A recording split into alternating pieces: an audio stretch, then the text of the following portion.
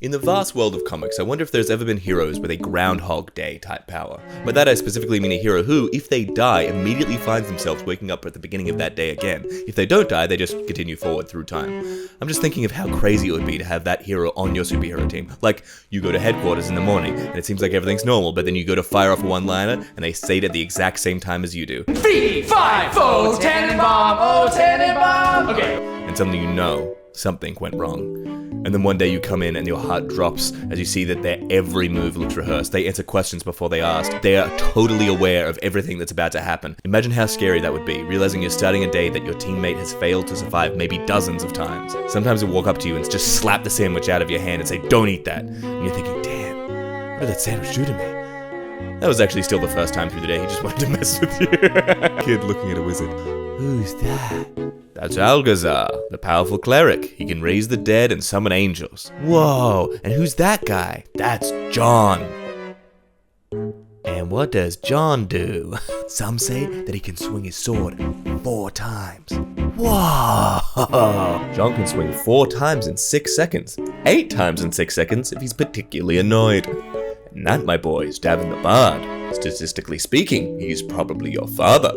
I make people disappear. Like a wizard, right? Like a wizard, right?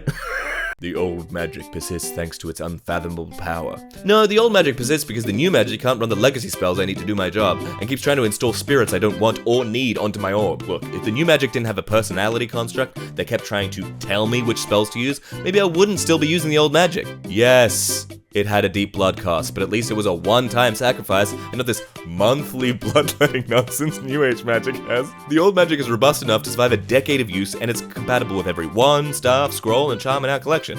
The new magic stops working after 3 days, and every spell uses proprietary runes.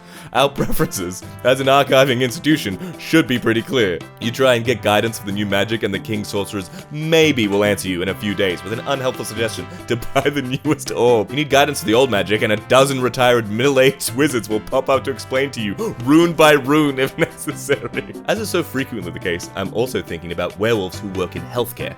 Paramedic uniform with medical alert service dog on the back. This would be funny in multiple ways. Imagining her in human form, refusing to elaborate on why her jacket says that. Coffee break and a dog biscuit. Alternatively, imagining her in full dog mode, very determinedly going through the first aid kit with her nose and flinging the appropriate wipes and bandages at the nearest person with thumbs. This huge dog trots up to you and hands you a little pamphlet saying, "Hello, I'm your nurse today. We'll be doing a diabetes screening." And you're like, "Oh, cute gimmick. I know that's a thing that you can train service dogs to do." Then 2 days later, your very much human nurse is talking to you like you've already met, and you're like, "Girl, this is our first encounter. What are you talking about?" You're in the waiting room and a passing doctor takes a deep breath and immediately goes, "Oh man, okay, sit down. You're gonna need seizure meds in a minute." Werewolf doctor in human form just casually walking through A&E when he stops by an exam room, looks in, then looks extremely concerned. "Ma'am, have you had your heart examined?" "What?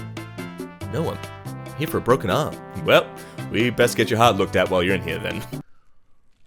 Okay, yes, this is a little odd. I understand that, and it will make perfect sense. You just gotta let me real quick explain today's sponsor, World Anvil. If you're a DM, a player, a writer, or really any kind of wordsy related creative, World Anvil is a fantastic resource. DMs, you can put your notes and lore documents in here. You can give access to your players to parts you choose. They can even add their own notes from sessions, their own character sheets. There's even a scheduling tool so they can finally work out for themselves as a group that no one is available all week. But like, seriously, the scheduling tool is a no-brainer. It's like, World Anvil is particularly good at making sure you have everything for a session that you need. This is their digital DM screen. You can put together your session notes along with NPCs and monster stats. You can see your player stats, health, etc. in real time so you don't, accidentally TPK them. Oh. Okay, I don't have a lot of time. Alright, go to worldanvil.com and use the code ZACH for 51% off any yearly membership. Click the link in the description. Let me know in the comments what little creative thing you're working on. So, the eyeball thing, it's consider bone marrow is where the blood is produced. Therefore, an animated skeleton will have its bones reactivated and its marrow functional. Skeletons, therefore, should not only be able to bleed, but be continuously dripping blood. In this essay, the term bones reactivated is so funny to me. Like, yeah, just activate your bones real quick. As the bone marrow only produces blood cells and not the plasma, the resulting liquid would be very dark and viscous. Horrifying addition, thank you. Like to imagine that one sorcerer who invented necromancy took one look at the bleeding skeleton and went, note to self, include flesh. You know how in almost every culture people have some concept of, if I sacrifice something that I made reproduce to the gods, they will ward me and my harvest from evil? So in a way, do the bees willingly sacrifice a part of their harvest to an entity not only far greater than them, but nearly beyond their comprehension, in exchange for protection against natural forces wildly outside their own control? So tell me, beekeepers, what are you to your bees, if not a mildly eldritch god? Honestly, if a 2,000-foot tall monster turned up, built me a much nicer house next door, fought off aliens to keep me safe, and the only price it wanted was to occasionally steal my sandwiches, go with that. The fact that we have Herculean task and Sisyphean task feels so limiting, so here's a few more tasks for your repertoire. Icarian task, when you have a task you know you're going to fail at anyway, so why not have some fun with it before it all comes crashing down. Cassandrian task, when you have to deal with people you know won't listen to you, despite having accurate information and having to watch them fumble about when you told them the solution from the start, most often witnessed in customer service. Hydrant task, every time you solve one problem, 3 more pop up. Achillean task, when you didn't think there was any possible way to mess up something, then an idiot comes along and finds a flaw you never even imagined could happen. Azusian task is just child support. You guys are funny. Concept, a death god that is actually surprisingly supportive and on the side of the good guys, supporting actions and promoting policies that will lead to the kingdom growing and thriving instead of being destroyed, because the more the kingdom grows, the more people there are, and the more people there are, the more people will eventually die. And when you're an immortal god of death, you know there's no need to rush. You'll get them all in the end. Yes, a death that is kind and patient and inevitable. A death that need not fight against you, that will often fight for you, because why not? We'll gather you home eventually.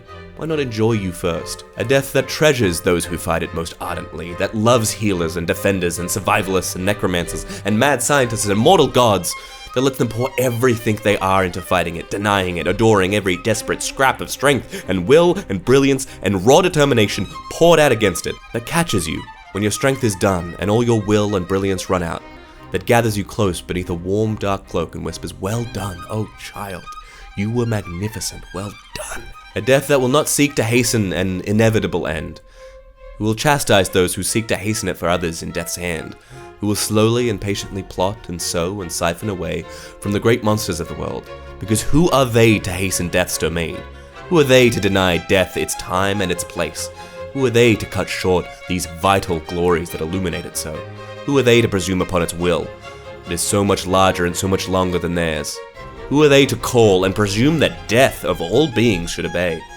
A death that is not a hunter but a gatherer, who is always an eternal, who loves you and can afford to wait.